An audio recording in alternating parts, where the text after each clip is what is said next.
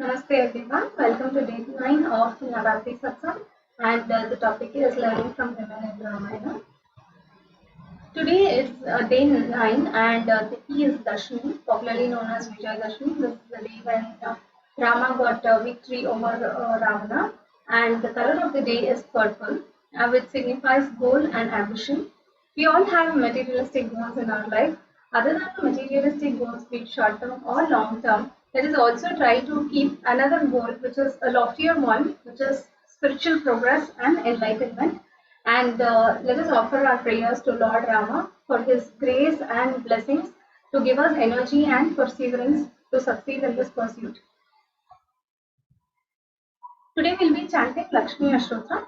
Those who may also chant along. नमस्तेस्तु महामाये श्रीपीठे सुरपूजिते शङ्खचक्रगदाहस्ते Mahalakshmi नमोऽस्तुते नमस्ते गरुडारूढे कोलासुरभयङ्करी सर्वपापहरे देवी महालक्ष्मी नमोऽस्तुते सर्वज्ञे सर्ववरदे सर्वदुष्टभयङ्करी सर्वदुःखहरे देवी महालक्ष्मी नमोऽस्तुते सिद्धिबुद्धिप्रदे देवी मुक्तिमुक्तिप्रदायिनी मन्त्रमूर्ते सदा देवी महालक्ष्मी नमोऽस्तुते आद्यन्तरहिते देवी आदिशक्ति महेश्वरी योगज्ञे योगसम्भूते महालक्ष्मी नमोऽस्तुते स्थूलसूक्ष्ममहारौद्रे महाशक्ति महोदरे महापापहरे देवी महालक्ष्मी नमोऽस्तुते पद्मासनस्थिते देवी परब्रह्मस्वरूपिणी परमेशी जगन्माता महालक्ष्मी नमोऽस्तुते श्वेताम्बरधरे देवी नानालङ्कारभूषिते जगस्थिते जगन्माता महालक्ष्मी नमोऽस्तुते महालक्ष्म्याष्टकं स्तोत्रं यत्पठेत् भक्तिमान् नरः सर्वसिद्धिमवाप्नोति राज्यं प्राप्नोति सर्वदा एककाले पठे नित्यं महापापविनाशनं द्विकालयः पठे नित्यं धनधान्यसमन्वितः त्रिकालयः पठे नित्यं महाशत्रुविनाशनं महालक्ष्मीर्भवे नित्यं प्रसन्नवरदा शुभम् शान्ति शान्ति शान्तिः हरिः ओम्. With this, I would like to hand it over to Ansulika. I'll stop sharing my screen. After you can share your screen now. Yeah.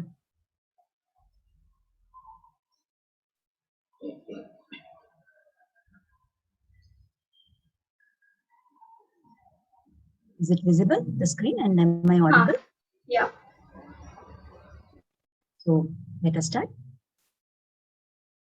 Yo nityamachyuta padambujayugma rugma vyamohatastaditarani trinaya mene asmadguror bhagavatosya dayayika sindho ramanujasya charanam sharanam prapadye akaratraya sampannam aravinda nivasinim ashesha jagatim shitrim vande varadavallabham. So today we are on the last day of our Navratri Satsang, and at the very outset, I would like to wish all of you a very happy Vijay Dashmi.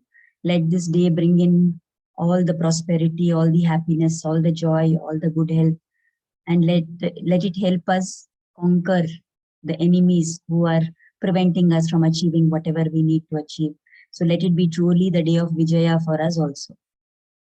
So today we will be talking about actually about Sita, but since a lot of people have asked that we should say something about Urmila, and there is nothing much that generally is talked about her, so we will see a little bit about Urmila and then go over to Sita Devi.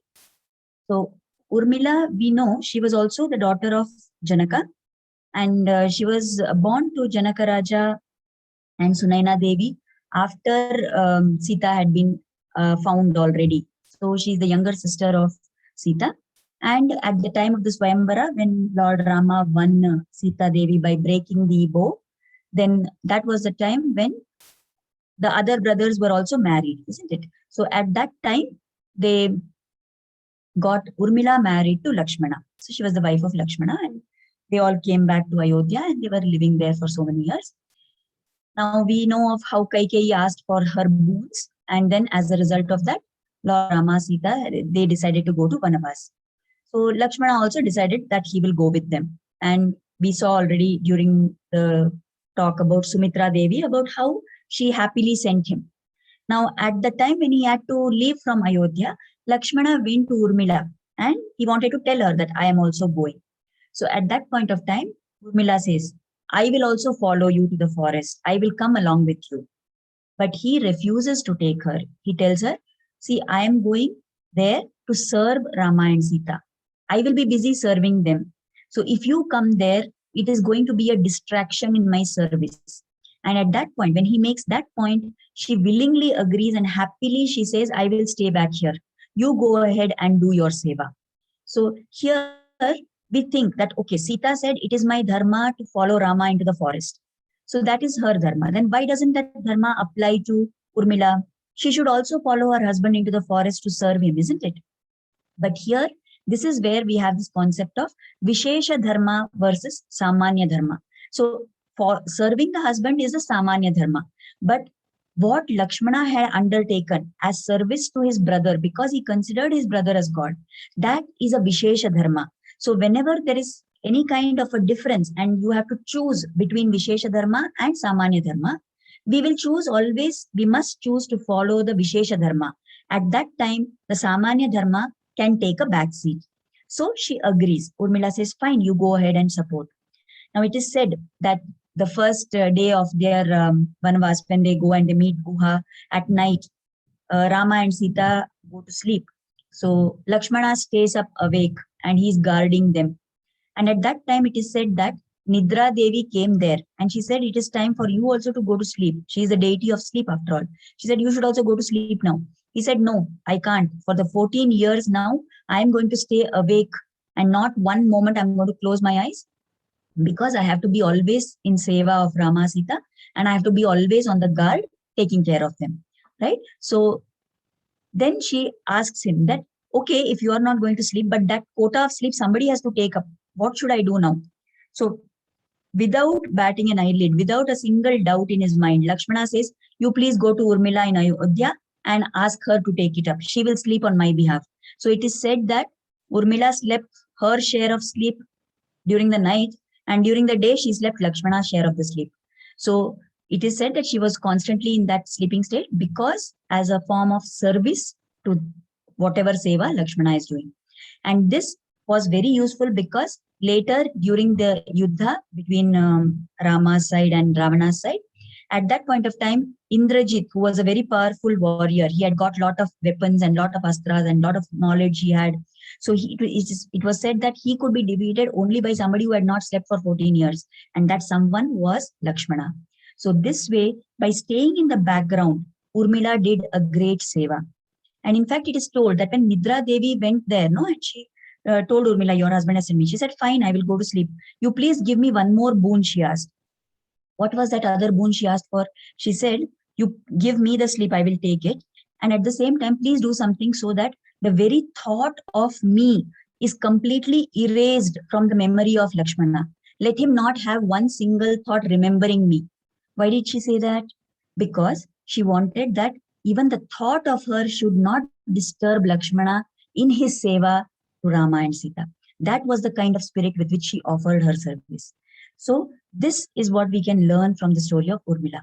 Now there is, I heard in some Bhagavad Katha, they were talking about how at the time when Lakshmana was leaving for Vanvas along with Rama and Sita, Urmila was standing there with the Aarti plate in her hand, to do Aarti and send him away. So in that plate, they keep this Akshata also, that yellow colored consecrated rice. So it is said that she remained standing like that only in that position. And at the time when Shurpanaka came there and she was trying to, get Lakshmana to agree to her, we saw in that story that it was Lakshmana who cut off her nose and ears. But this Bhagavad Katha, they were telling, it was actually the Akshata from the plate of Urmila in Ayodhya, which came like a missile and shot down Shurpanaka's nose and ears. So it was her Pativratya which protected at that time. So that is also told. We don't know the reality of it. I mean, it's not there in Valmiki Ramayana, but it may be, it is in some other commentary that is told like that. So from this concept of Urmila, we can learn that the idea is many times we do seva or we do something and we want to be in the limelight. We want to be given a lot of importance, or we want people to praise us saying that you have done this, oh, you're so great. We want appreciation. But Urmila just stayed in the background. In fact, as I said, in the Valmiki Ramayana, except for telling that they were married, about Urmila, at least we know this much. But about the other two wives, the wife of Bharata, the wife of Shatrughna, about Mandavi and Shrutakirti, there's nothing that is written except the mentioning that they were married to so and so people. Now, does it mean that they didn't play a role? If they had not been supportive of their husband's, bhakti, or their whatever their husbands chose to do, if they had not been supportive of it, they would not have been able to perform their seva so well, isn't it? So from this story of Urmila, we can learn that being in the background and serving silently is also very important. And whom did Urmila serve by going to sleep like that? She served Lakshmana. Who was Lakshmana? He was a servant of Lord Rama. So more, already I think I mentioned another day previously, serving the Lord is one aspect. Serving the servant of the Lord is another aspect. And that is what is very beautifully told in the Mukunda Mala Stotra. Kulashekar Alvar is the person who composed this stotra. In that, in the 27th verse, he says, Majjanmana phalamidam madhukaita bare, mat prarthaniya madanugraha esha eva, Tvadbhritya bhritya paricharaka bhritya bhritya, bhrityasya bhritya itimam smaralokanatha. The word bhritya means servant. So that word bhritya has appeared, and paricharaka, that has appeared 7 times. So what he's trying to say is, I will consider my life as being fulfilled if, O Lord, O Lokanatha, O Madhukaita Bhare, the one who destroyed Madhu and Kaita demons, my life will be fulfilled if you think of me, if you remember me as a servant of the servant of the servant of the servant of the servant of the servant of Narayana. So we always want to do service to God. We may not have the opportunity for it because God is not standing in front of us. But if there is somebody who is a bhakta of God, we should serve that person. That is what we learn from the story of Urmila. So serving the servant of the servant of the servant, that takes away our aham bhava. It gives us that attitude of humility. And that humility is what is ultimately going to help in our spiritual progress. So that is what we learn from the story of Urmila. So now we will go over on our last day to talk about Sita. Of course, we can talk for months together about Sita Devi alone, but the most relevant points from our spiritual journey point of view, we will talk about today. So we know she was the daughter of Janaka. She was found when he was tilling the soil. She was the wife of Sri Ramachandra. And Rama married her after breaking that Shiva Dhanush. Now, it is very interestingly told why that test was set up. Why did Janaka say that somebody has to break the Shiva Dhanush and only then they can, marry Sita? It seems when Parshurama had come there with that Dhanush, okay, he had left it outside the court of Janaka. And at that time, Sita Devi was playing around. And it was lying on one table there. She had kept it on one table like thing. And when Sita Devi was playing and their ball or something went and, went under that table. So Sita with her left hand lifted that table on which the Dhanush was. And we have seen when the Swayamvara is described that how there are so many hundreds of people who are pulling that chariot in which that Dhanush is there because it cannot be lifted. And none of the princes who tried to lift the Dhanush could lift. It was so heavy. But can you imagine little Sita when she was a young child lifting the table on which the Dhanush was there with her left hand? So how much strength Sita had? That is the reason why Janaka said that if my daughter is so strong in this young age, then as she grows older, she will need a husband who is far stronger than her. And that is why he set up that test saying that only somebody who can break that Shiva, who can, string that Shiva Dhanush and lift it, that will be the person to whom I will wed my daughter. So that was the significance of the Shiva Dhanush. Now it is told at the time, this shloka is recited even today during our wedding, during the Pani Grahana ritual. Okay, Lord Janaka is, Raja Janaka is telling Rama, Iyam Sita Mama Suta Sahadharma Charitava pratichat chainam bhadram te panim grinnishcha panina pativrata mahabhaga chaya iva anugata sada. This is Sita, my daughter. She will be your companion. She will be your follower in Dharma. She will follow Dharma along with you. Take her wishfully and let all auspicious things happen to you. You accept her and hold her hand in yours. And this girl who is prosperous and devout to her husband, she will always be standing with you like your own shadow. So this was the shloka with which Janaka gave Sita Devi to Rama. And this is the same shloka that is recited even today in our marriages when we are wedded. It is this shloka which is recited. So there is so much of importance attached to it. So whenever a wedding takes place and the girl's hand is given in the hand of the husband, it is intended that she should be the follower of her husband in Dharma. Equally true from the other point of view also. When two people get married, they should be together with each other in following Dharma. That is the implied meaning here. And if either one of them departs from the path of Dharma, then the other person should pull that person back and show them what is the Dharma. So this is very aptly, we can see how Sita did it. At the time of going to Vanvas, when Rama told Sita that I will not take you, you stay here in Ayodhya, I will go, because this thing, Vara, which has been given, what Kaikeyi has asked, is only for me to go to Vanvas. You are not part of it, so you stay here. So at that time, Sita tells him, she gives him different reasons why she will follow him into the forest. She says, without you, Ayodhya is like hell. With you, even the forest is like a heaven for me. So then he says, no, what will your father think? What will happen if they come to know about this? I can't allow you to follow me. So she says, you can't allow me to follow you? Fine, then I will walk ahead. You follow behind me. Like this, in this way, she tries to explain to him that, and then she also argues with him. She says, when your mother Kausalya said that she will come with you in the forest, what did you tell her? You told her that your dharma is to stay here with Dasharath Raja, with your husband, and take care of him. So how can you have different rules for your father and mother and different rules for me? Just as your mother should stay with her husband, I should also stay with my husband. So I'm going to come with you. If you don't want me to follow you, then fine. I will walk ahead. You come behind me. This is her way of putting the point across. So here it shows he wanted to keep her away because he didn't want her to take trouble. But she wanted to follow Dharma. And as her father had told, when he proposed something which was not in keeping with Dharma, she convinced him and brought him to the correct path. So this attitude should be there in us also as married couples. We also must have this spirit with our spouses. When everything is going right, we should be together. When somebody is doing something which is against Dharma, then we should be able to talk to them and convince them to follow the right path. That is the meaning of this part. Then Sita Mata is very well known for her compassion. We already talked yesterday about how she took all possible measures to prevent Hanuman. She didn't let Hanuman kill those Rakshasis who were there in Ashokvana. He said they were torturing you, but I want to kill them. But she didn't let them do it. Similarly, there is this very famous story of Kakasura. Kakasura was a crow. One day, when Sita and Rama were in the forest, Lakshmana had gone out for some work. So they were just relaxing and Rama was lying on the lap of Sita. So at that time, this Kakasura came and he pecked at the chest of Sita and blood started flowing from there. The minute the blood started flowing from there, Rama became awake because it fell on his head. So he became awake and he was so angry with the crow for this, gross wrong thing that it had done, that he picked up a blade of grass from there and he turned by mantra, he turned it into a Brahmastra and he hurled it at the crow.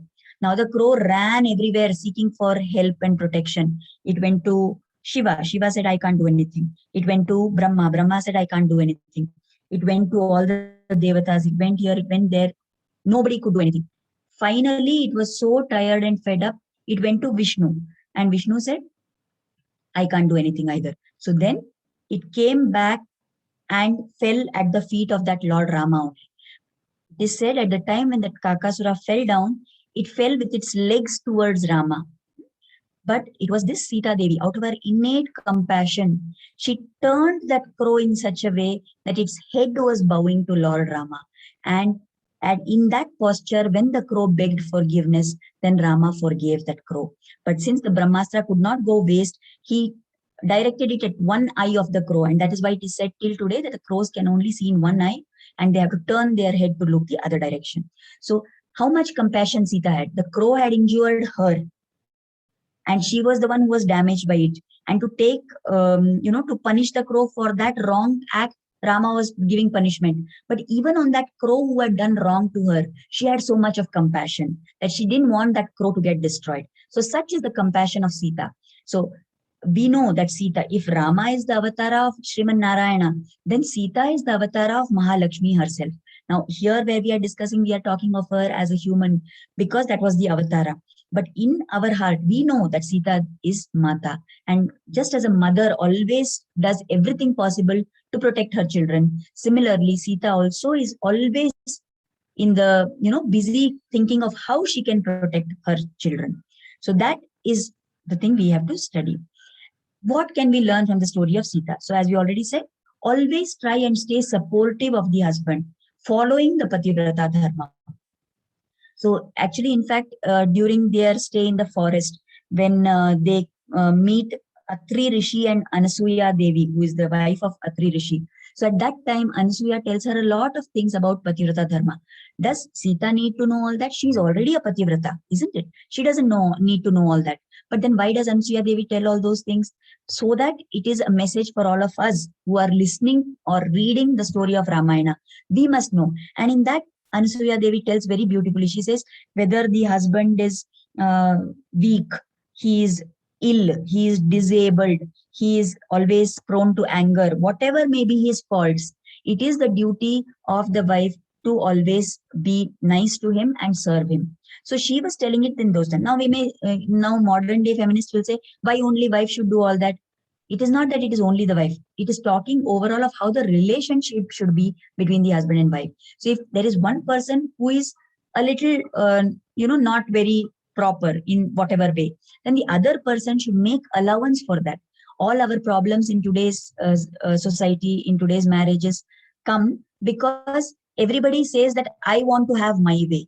Unless we learn to give in and, make compensation somewhere, and we learn to adjust, no relationship can be good enough, right?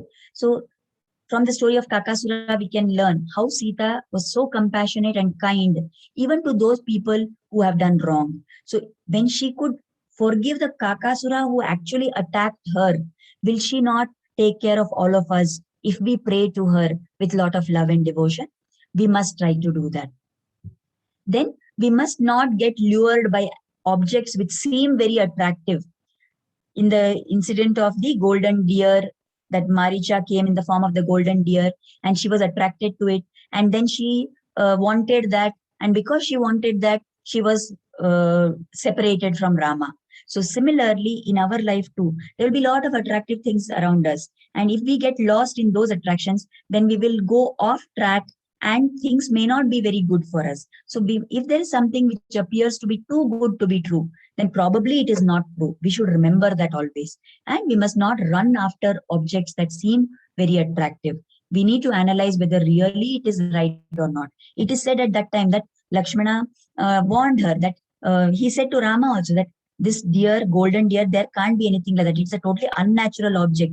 It is probably some Mayavi Rakshasa, but they did not listen to him. Of course, the fact is there that this whole Ramayana, this all had to happen so that Ravana could be destroyed, right?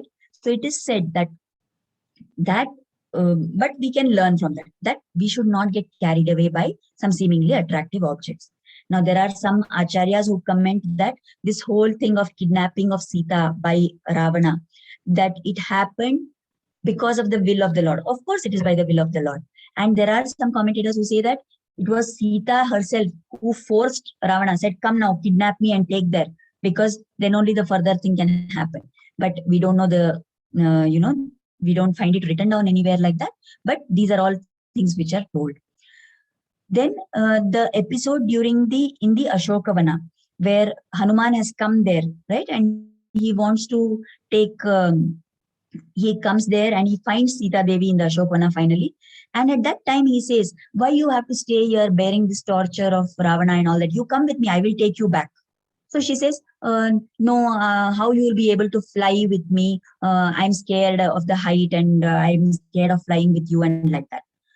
suppose they attack in the middle, the other Rakshasas come there and attack, then how you will, take care of me and fight them also? Like, so Hanuman says, no, Devi, definitely, very well my capacity. That is not at all an issue. I will manage somehow. You come with me, he says.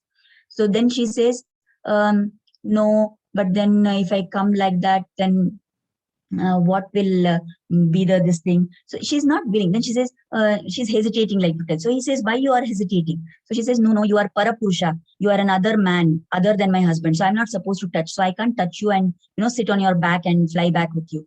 So he laughs, Hanuman laughs and says, everybody knows you are like my mother. I am your son. So there is never that equation of parapurusha with the son. So that can't be the reason. You tell me the real reason, he says. So then finally she says, see, I am very capable. You remember we talked in the beginning about how she was strong enough to lift that dhanush of Shiva, right? So a woman who has so much strength, you think she would not have been able to destroy Ravana? She had her Pativrata Shakti. She had her Tapo Shakti. She had physical strength also. Couldn't she have defeated Ravana? She could have. But why did she wait? She told Hanuman, see, if I come with you, then you know what people will say tomorrow, what the whole of society will say, that one man came and he kidnapped her, and then another man came and took her back to Rama. What was Rama doing all the while? That is what people will ask. I don't want my husband's name to get tarnished like that. I don't want people to doubt the capability of Rama. Rama is the one who is supremely powerful. He is the one who is having all the Shakti. So I want that he should come and rescue me. And that is the reason why I'm not coming back with you. So that way she convinced Hanuman. So this is from the story of Sita, what we can learn. But overall, if you look deeper into the significance of Sita's story, they say there is an esoteric meaning to it. And this Sita part of the story, it reflects what is the journey of our soul to moksha. So what it says is that Sita is considered to be the Jivatma, which is caught up in this body. Rama is the Paramatma. Lanka, where she was imprisoned, is the human body. So from that we understand this human body is there. Inside the human body there is Jivatma, and somewhere far away there is the Paramatma. So what is the purpose of this life? For the Jivatma to go and join the Paramatma in his abode. So the Jivatma, Sita, was kidnapped and put into Lanka, which is the human body. And what should be her goal now? Achieving Lord Rama, reaching Lord Rama, getting into the place where Paramatma is. The Rakshasas who were in Lanka, Vibhishana represents the Sattva Guna in us, Ravana represents the Rajo Guna, and Kumbhakarna represents the Tamo Guna. So this Jivatma, which has been caught up and captured and kept in a jail of Lanka, it desires union with Paramatma.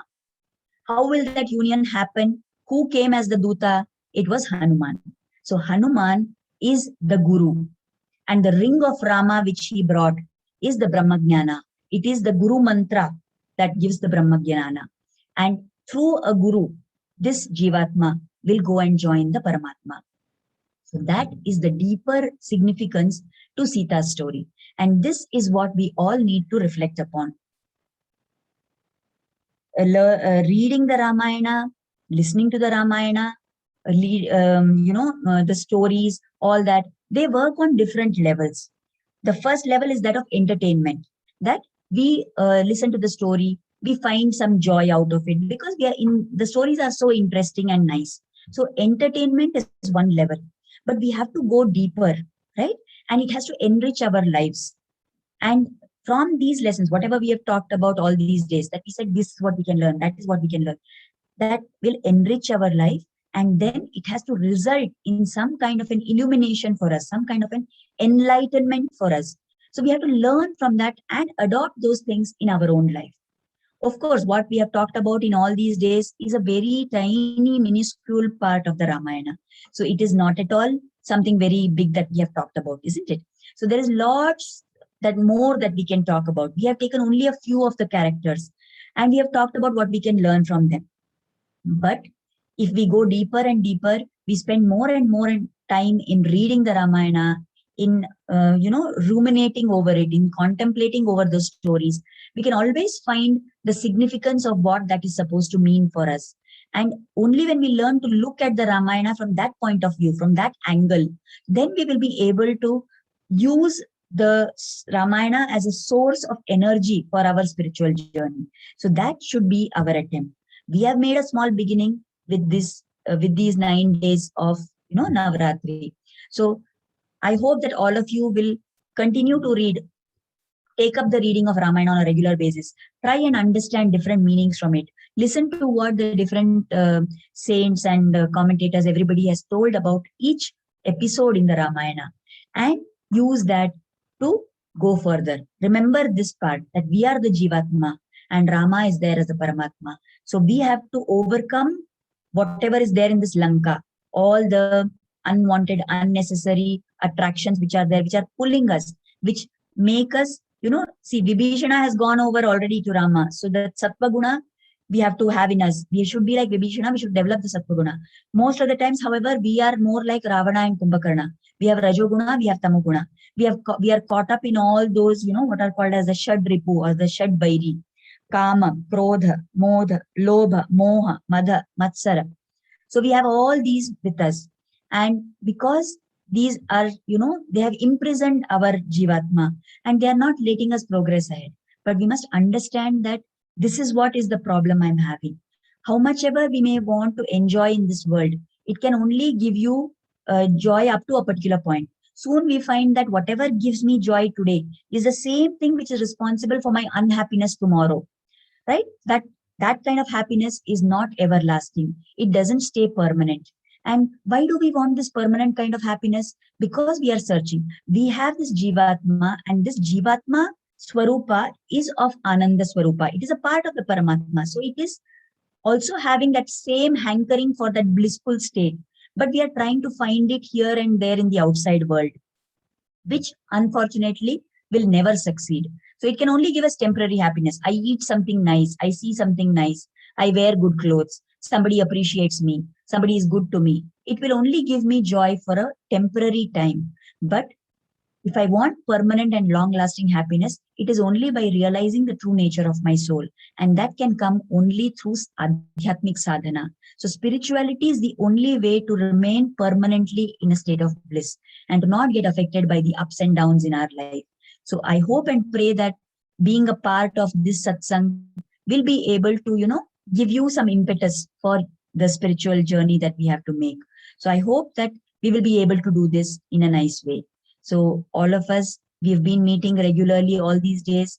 We've been listening to all these things that we are talking about from the Ramayana. Let us try and use all this to go ahead on our journey by constantly remembering the Lord, by constantly chanting his name. If we have a Guru Mantra, we chant the Guru Mantra. If we don't have Guru Mantra, any Ishta Devata Mantra, we take that and we chant it regularly as much time as possible. Try to pray as much as possible. Try to offer Kritagnyata as much as possible. Make a list of all the things you have to be grateful for and keep expressing that gratitude. It will put you into a state of mind where you are going to attract more and more positivity into your life. And this is what is going to help us go beyond this life and further in our spiritual journey. So I would like to say a very big thank you to all of you who have so kindly, and be so supportively been encouraging of this effort. It's a small effort. We are not any great panditas here. We are not any great scholars here. But I'm talking about myself. Sorry. Many of you will probably know a lot, much more than me. But it is a small attempt to get people thinking about the spiritual journey and to get everyone to work on it. Because until you practice, it is not going to give any effects. Just as you may have the best recipe in the world, but until you actually cook that dish, you can't enjoy the food, isn't it? So also in spirituality, until you actually put into practice whatever you are talking about, it is not going to give us any results. So I hope and pray that Lord Krishna will bless us, Devi will bless us, and Mahalakshmi Devi will bless us to do all these things in a very nice way. It's only with their grace that we are able to do even the smallest type of spiritual practice also. I can't say I will decide, I will do. God has to will it and Guru has to will it, and then only it will happen nicely. So thank you everybody for all the support. And if anybody has anything to convey, you want to ask some question, you are most welcome to do that. Please, you can unmute and talk. If you have any questions about today also, you can ask. If not, any comments, any suggestions, I'm sorry, I wanted to send out a feedback form today, but we will prepare it and send it to you in a day or two so that we can get your opinion about this whole exercise. If there's anything that anybody has to say, please, you can unmute and talk. There are a lot of people who put in the chat box saying it was enriching and thanking me, and attending it has been enlightening. Thank you everyone for the kind comments and the appreciation that you're giving. Thank you. If anybody wants to talk, you are most welcome to talk also.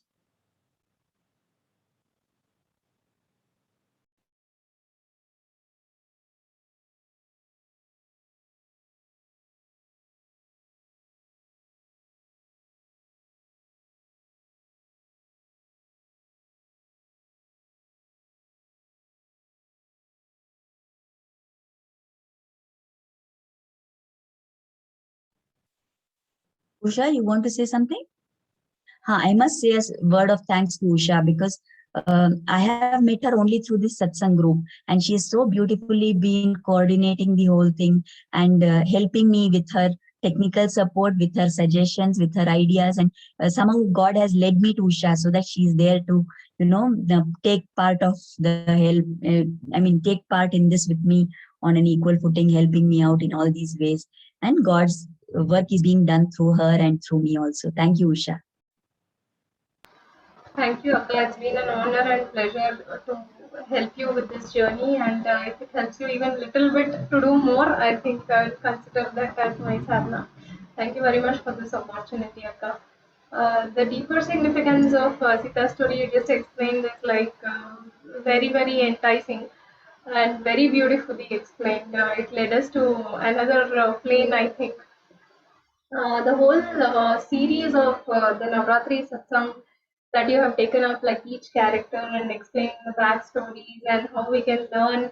It's giving the right set of practical tips and learnings that we can, use and put into practice in our daily lives and circumstances. Because you're putting it, clubbing both the story and learnings, it is making it more interesting, because if we just learn the story we might forget. If we just learn only the learnings part, then also it becomes a little boring. Because you're clubbing both, I think it will help us remember more. I think I'll stop here because we just have less than a minute, so I'll just do the Kritagnata. I'll share my screen.